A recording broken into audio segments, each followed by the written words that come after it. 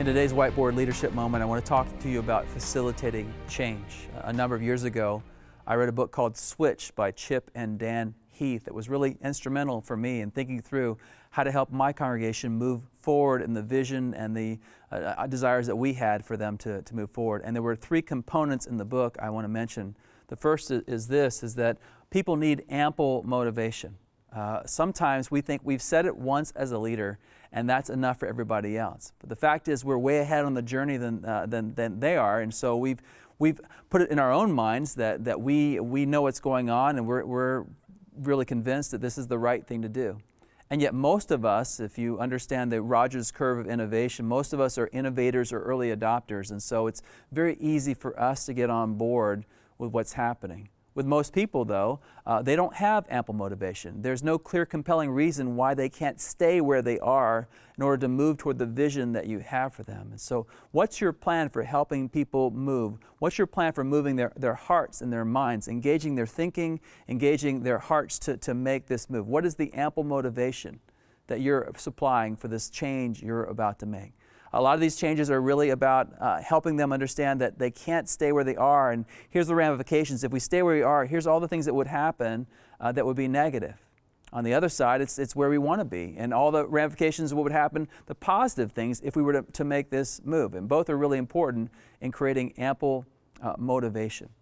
The second is clear direction.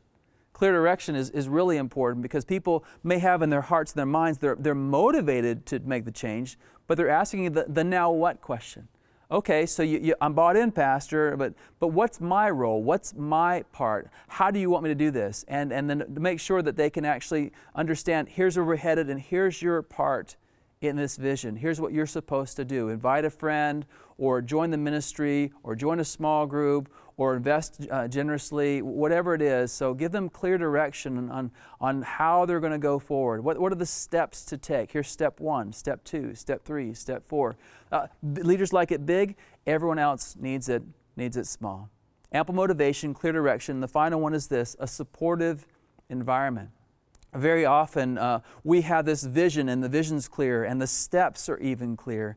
But there are barriers, there are obstacles in the way of ordinary people to get involved in this ministry, to get involved in this issue that you want them to be involved in.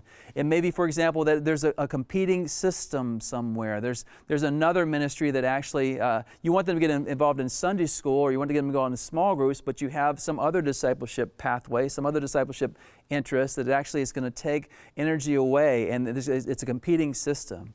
Or perhaps it's sideways energy. There's some things that are taking so much energy over here that have nothing to do with this pathway toward change that you want to have, but you've got them so involved in this that they can't possibly be involved in what you want them to be involved in.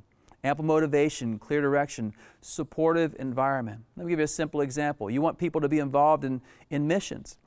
And so you do a great talk about missions at your service, but then you tell them, listen, make your own decision. And they're thinking, decision about what? The clear direction would be, we have 3 missions opportunities for you. One's a local, one's a regional, one's a global. One's happening in the fall, one's happening in the spring, one's happening in the summer. Clear direction. I want you to choose one of those. And then actually have, just so you know, outside after the service, as you walk out, we're keeping your kids for a little bit longer, and so you don't have to pick them up yet. In fact, you can't pick them up because they're having a lot of fun right now. We want you to take one step to go out to one of those tables and have a conversation with one of our leaders. You should do this. God tells us to. Ample motivation. Clear direction. Clear direction. Here's what we want you to do after the service.